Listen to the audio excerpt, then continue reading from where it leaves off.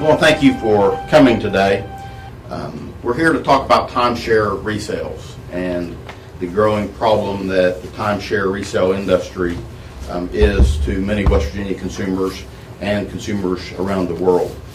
The American Resort Development Association estimates that there are over 1,548 timeshare properties in the United States. They also estimate that the timeshare spending hit about $9.3 billion and is responsible for 493,000 jobs here in the United States. And I want to make it perfectly clear, we're talking about resellers of timeshares. The timeshare industry is a very large industry in this country, and it is a very good industry.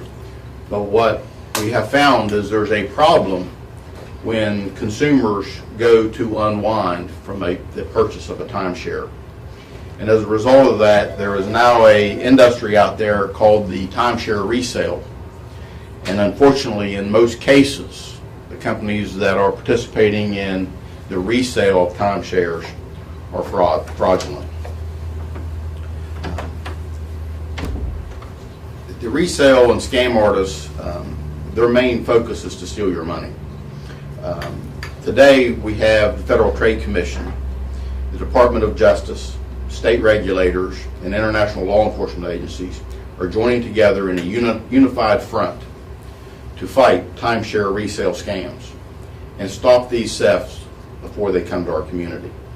Here in West Virginia, over 50% of all complaints filed with the Securities Commission are dealing with timeshare resales.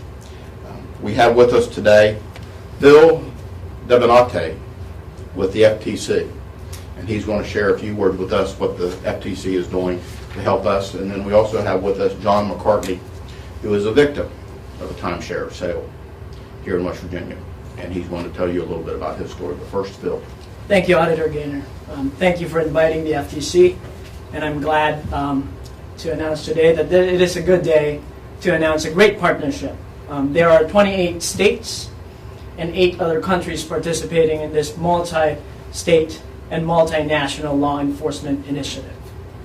It has been coordinated by the United States Federal Trade Commission to combat deceptive travel promoters and timeshare resellers. I just want to share some of the numbers, some of the statistics for this national sweep announcement. There are a total of about 190 actions, 9 actions from the Federal Trade Commission, 28 states with 83 actions. The Florida Police Department in Delray has 16 arrests. The US DOJ has 58 actions in 7 districts, with about 168 individuals facing criminal charges. And we have 24 enforcement actions by 8 other countries. These actions include lawsuits, civil and criminal lawsuits, non-public investigations, legislative changes, and also consumer education efforts. In the vein of Auditor Gaynor's comments, I also wanted to add sort of 3 things that we could take away from today. If it sounds too good to be true, it probably is.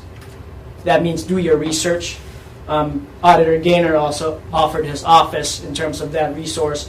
Other sources you can go to is the internet. If you just type the name of the company and put scam right by it, you'll see reviews about that company or whether it is a scam. You can also ask for referrals from friends and family. The number 2 tip is avoid paying upfront fees. If it's unavoidable to pay upfront fees, you should find out about the company's refund policy. And also pay with your credit card and not with cash or wire transfers. If you pay with wire transfers, it's just as good as paying with cash. They can disappear with it and you have no recourse. If you pay by credit card, you could at least try to dispute a fraudulent charge with a credit card company. And finally, and Auditor Gaynor has touched on this, the very importance of this. If you've been victimized, please report it. Getting these consumer complaints is really a big way for law enforcement and regulators to find out what the problem is. And when we find out the problem, that's when we can only try to figure out what to do to address the problem. You can file a complaint with the FTC at ftc.gov/complaint, or calling us at 877-FTC-HELP. And obviously, you should also file complaints with state agencies like Auditor Gaynor's office. Thank you. When my father passed away a few years ago, I was going through and helping my mother settle the estate. My parents owned a timeshare, and trying to unwind from that, needless to say, was difficult at best. But in the course of going through all of his records, my father had even fallen victim to one of the scams, because that's how prevalent they are, and in many times how desperate consumers are when they go to try to sell or unwind from their timeshare. The other problem we have, and it is true with law enforcement and it's true from the regulatory agencies such as this office when it comes to regulating the timeshare industry and the resale industry, getting people to step forward and report their victimization. That is our number one problem. People, unfortunately, fail to report their victimization.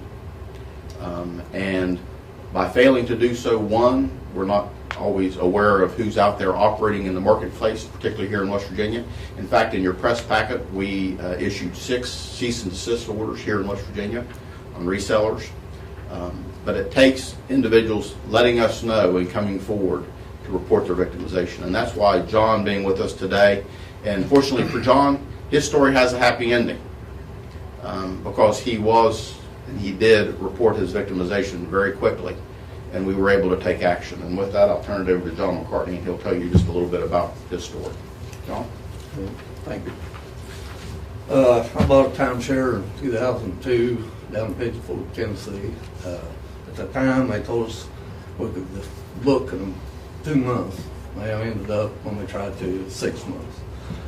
So I just kind of put it back and didn't fool with it. And here last year, we got a letter from a time cure company, said they could get rid of it for me. So I give them a call and set an appointment here in Charleston at Holiday Inn Express, and went there and met with them, and they didn't sell, they just transferred them to a third party. So they showed us the film and everything on it, and so we decided to go with them. We signed everything, and they charged like $3,400 and some, and said they'd have it done in 6 to 8 months. And we heard from them a few times after that, getting information and stuff. Then last fall, I got a bill for my maintenance fees from the timeshare.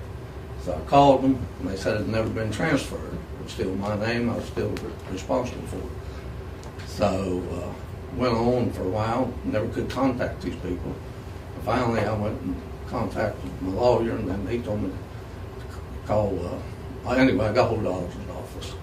And so they sent a letter to these people, and within a couple, 3 weeks, I had my money back, and plus the maintenance fees I paid. So it ended up being $4,100 some. And then the auditor's office, they contacted the timeshare people, and they relieved me of my timeshare, plus gave me $2,500. So it worked out pretty good. Thank you. You know, the scamming that John had fallen victim to, kind of calling in this a Viking ship. From the standpoint they'll go through, people will actually sign over the deeds to their properties to these companies, thinking that they're relieving themselves of the maintenance fees and the obligation that they have to those contracts.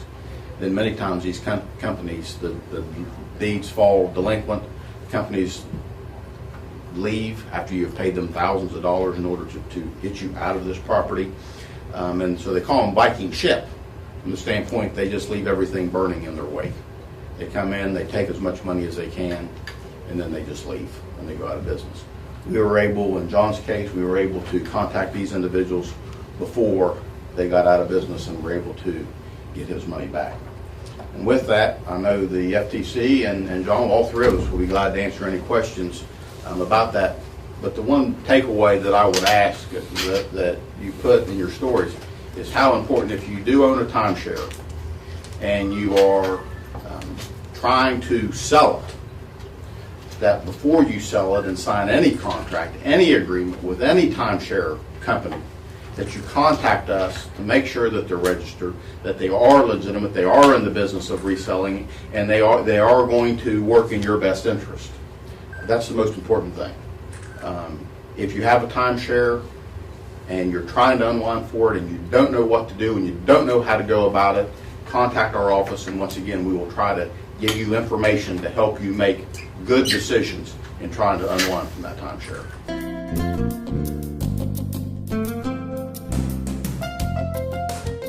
Mr. McCarty, I understand that you owned a timeshare at one time. Where was that timeshare located? It was located in Pigeon Forge, Tennessee. And when did you buy the timeshare? We bought it August 2nd, 2002. What prompted you to buy? My wife and I went down to Tennessee on vacation, and we just decided to take a look at what they had for sale while we were down there. Right. So you actually went up to the timeshare? Yeah, we went up and took a unit. look through them. So when you went up there, you actually attended the sales presentation? Yes, we did. Did they offer you a gift to sit through Yes, it? they offered us tickets to the Black Bear Jamboree if we sat through the whole presentation. So you bought the timeshare in August of 2002, and I know that you just recently were able to dispose of it. Almost 10 years. Did you ever use it during that entire period of time? Never, not one time. Did you ever try to sell your timeshare? Yes, in 2004, we got a call from a resale company that said they could get rid of it for us at advertising online, and we paid them a fee to do that, and we never did hear from anybody interested in it. Okay. Did you know how much the fee was? I'm thinking it's like $39 because I got a bill wanting to do it again, and I Right. didn't do it. The resale advertising scheme is one of the most common in the timeshare industry. What happens is what happened to Mr. McCarty. He received a cold call from an individual that has bought his personal information. They probably had purchased a list from a lead generator, called him up and told him that they were going to advertise the timeshare online. And what they do is they actually will advertise the timeshare, but they're advertising along with hundreds of others. And inevitably, the timeshare never sells, and the next year they contact the consumer again and ask them if they want to renew their contract. In this case, Mr. McCarty didn't do that. Another variation of the resale timeshare scam is where they call you up and tell you that they have a guaranteed buyer. In order to get that buyer to sign up, the consumer is told that they have to pay an upfront fee. And they justify this fee as fees for the title search, closing costs, commission. So the consumer goes ahead, signs a contract, thinks that there's a buyer lined up, and in reality there's not. And they're out, usually, in that case, hundreds if not thousands of dollars. So you put the timeshare online. Did you actually go on and look and see if it was there? No, I did No, not. you didn't. Okay. So did you renew the contract? No, I did not. Did you receive more calls? Yes, we got calls probably twice a year of somebody wanting to try to sell it. And you just never... Never fooled with it again. Now that all changed in January of 2013. Why don't you tell us a little bit about that? What happened? In January of 2012, 12, that's right. I got a letter from a company, a resale company, said they would get rid of our timeshare forever. But they wasn't going to resell it, they were going to transfer it to a third party. Okay. So I had a toll-free number, I called, and they were going to be in Charleston, West Virginia, so I set up an appointment. In Charleston. Do you have any idea how that company got your name and telephone number? No, I never even thought to ask, but, well, they got my number, I reckon, from me, but when I called them, but I just got it through the mail. Right. And but I'm sure it's from some other company, probably. Right. This is another scam that is very prevalent in the timeshare industry. And what happens is certain individuals will buy a list of timeshare owners.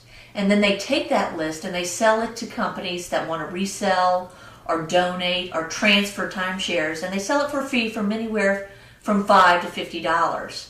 So that's what happened to Mr. McCarty. His information was probably sold from the first time that he tried to sell the timeshare to other individuals because they realize he has that movie running in his head and that he has perhaps a propensity to be victimized. So you made an appointment, correct? Yes. Yeah. And when was your appointment? It was February 13th, 2012 at 10 a.m. in Charleston. Okay. So it was at... It was at the Holiday Inn Express in the conference room, Civic Center Drive. Okay. So when you went there, what happened? Well, they showed us a movie on the industry of the timeshares and how they never end and how the maintenance fees go up every year, and told us never to pay up front for resale. Right. So basically the message that you were getting from this video that you watched was timeshares are a bad deal. Right. And you need to get out now. Yeah. Okay, so what did they offer you after you watched the movie? They said they would transfer it to a third party, but we have to pay a fee. Right. And by transferring, what did that mean to you? Well, I thought I was getting rid of it. Right. How much was the fee? It was $34.67. Wow, that's a lot of A money. lot of money. So you were willing to pay $3,467 in order to be relieved of the obligation on that timeshare. I was. Okay, so you did that.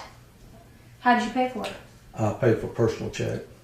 So, Mr. McCarty, when you left that conference room, did you think that you were free of maintenance fees, taxes, any obligation on this timeshare? I thought I was going to be, yes. Right. So, as far as you were concerned, the timeshare was over with. Yes. Okay. This is another very common scam in the timeshare industry, and this is called the transfer scam. And what they do is they will send consumers typically a postcard inviting them to a seminar or a webinar. The consumer will go there and then they pump them with a certain message. And the message is timeshares are a bad deal. You want to get out because you are going to be stuck with these maintenance fees forever. And when you die, your children are going to be stuck with these maintenance fees. So what they tell you is they invite you to the seminar, and for a fee anywhere from $3,000 to $5,000, you can transfer your timeshare to this company, who in turn will then transfer it to a third party corporation in order to deal with it. So when Mr. McCarty was there, did you actually deed the property over to the timeshare company? I just signed the papers, giving them authorization to do it. Okay. So were there other people at the... There was one other guy there. And did he actually transfer his timeshare as well? No, he was wanting to sell his for a fee. He didn't want to pay to get rid of it. Right. So this is February 2012. You think you're done with it. You're not worried about it. And then something happened. What happened? I got a bill from a company I bought it from for my maintenance fees. So I contacted them right then. And they said it had never been transferred. I was still the owner and I was responsible. And how much were those maintenance fees? They were $675. Okay, so you went ahead and paid them. I paid them because I was afraid of the ruin my credit. Right. Did you contact the timeshare resale company? And Tried to, couldn't get no. All you get was the answering machine and a waiting time. And they kept adding to it if you wait. right. So I never did talk to them. You know, Mr. McCarty, I saw the letter that you received from that transfer company, and on it they said that they would guarantee you a refund if it didn't They go did. through. And that didn't happen. No, not till. Right. So, what did you do next? Well, I went to talk to my lawyer, and he said to contact Attorney General. We did, and they told us to contact the auditor's office. Okay. And then you came to the office, and we actually spoke. Didn't Yeah. we? And were we able to get you your money back? Yes, he was. He wrote the company a letter, and they refunded my transfer fee and my maintenance fee. So you pretty much got about $4,200 back Yes. on behalf of the state auditor's office. Okay, typically in the transfer scam, what will happen is the company will actually transfer it to a third-party corporation. These are usually shell entities, and these companies exhibit no time-sharing behavior. They don't try to sell the timeshare. They don't pay the maintenance fees. They don't try to sell the weeks. There's nothing going on. And what they'll do is they'll usually target older resorts and buy several units, put them all in the shell corporation, and after a period of time, they disappear. They file bankruptcy, and the resort itself is stuck with all these units that they don't have the deeds to, and they don't have anybody paying the maintenance fees. And so the Homeowners Association is very concerned about this. And what the analogy is in the timeshare industry is they call this the Viking ship. Because what happens is all these units are transferred to the Viking ship, the ship goes up in flames, and everybody loses. So after you got the money back from the resale company, you still had this timeshare, right? Yeah, And you wanted to get out of the timeshare. I did. Okay, were you able to get rid of the timeshare? Yes, y'all called the timeshare company, and they agreed, since we never used it, to buy it back. Right. And they also paid you a fee. Yes, they paid me $2,500. Okay, so when several units are transferred to the Viking ship that we talked about, what happens is the resort is stuck with all these units that are empty. And sometimes they've decided that it's better to go ahead and let the timeshare owner out of the timeshare obligation instead of letting the Viking ship sail. And so they will take a proactive approach, and it's a case-by-case basis, but in Mr. McCarty's case, because he had never used the timeshare at all and had paid in full and had been a very good customer, they went ahead and let him out of the obligation. So, Mr. McCarty, if you could do it all over again, what would you do different? Well, I would, I never just put it on the back burner. I would probably let somebody use it, and I would have my lawyer try to find me a resale company that would sell it and not have her fee till it was sold. Right. Do you have some concerns about buying the timeshare at first? Do you think that this was the kind of deal that was good for you? Well, at first I thought it was all right. Right. Until we couldn't, had to do everything in advance, 6 months or longer. So then it was a good thing, and I just kind of set it back. Right. Timeshares are a good purchase for many consumers, but they're not for everybody. And so the Federal Trade Commission recommends that you take certain steps before you buy, and these include: don't let yourself buy it and be subjected to high-pressure sales. So if you're on vacation and you see somebody out on the street and they say, come in, we'll give you a free lunch, or we'll give you a dinner ticket, come in, we want you to sit through the sales presentation. I'm not saying you don't do that, but what you need to do is not to act at the moment then. Take the contract, take it home, look at it, decide if it works for you. Talk to the other owners in the timeshare unit. Find out if people think it's a good deal. Do your research. Find out about the company. Fully understand that the purchase price of the timeshare is not the only financial obligation you're going to have. You're going to be paying maintenance fees every year and taxes, and this is something you have to consider. You want to make sure that anything that salesperson told you when they're giving you that pitch is included in the written contract. And you want to ask about your ability to cancel the contract. For example, if you buy a timeshare that is located in the state of West Virginia, you have 10 days to cancel that transaction. So if you go in, you decide, like Mr. McCarty did during the presentation, I'm going to go ahead and buy it, and then you go home and you think, you know what, this is not going to work for me. Under West Virginia law, you have 10 days to cancel the contract, and if you decide that you want to do that, you need to do it in writing. Now, what advice would you give consumers about the resale of their timeshare? You mentioned a little bit before. Well, I would find, if I was going to try to resell it, after knowing what I know now, I would find somebody that would sell it and get their fee when it was sold. Right. And I'm sure there's someone out there, but find them. Right. Yeah, I think that Mr. McCarty has hit on a key important point. You never want to pay an upfront fee. If they're telling you that they want the cost of the title search or the commission, those are all things that should be paid after the sale is finalized. Never, never wire money to anyone who calls you up on the phone telling you that they can sell your timeshare. Because once the money is wired, it is very difficult to get it back for you. If you receive an offer from a resale company resisting pressure to make an immediate decision, do your research. Call the West Virginia State Auditor's Office. Ask if the company is registered with us. If a timeshare company, no matter where it's located, wants you to buy a timeshare and you are a West Virginia resident, they have to be registered with our office. And if they are not registered with our office, then that is a red flag that you should pay attention to. Do your research online. Virtually every time I get a complaint about a timeshare reseller, I do an online search. And I can tell you 9 out of 10 times, I will find where consumers have lodged complaints against that company. Get all the terms in writing again. And the other thing is, if you've been scammed once, chances are you're going to be scammed again. Because as I mentioned earlier, your personal information is very valuable.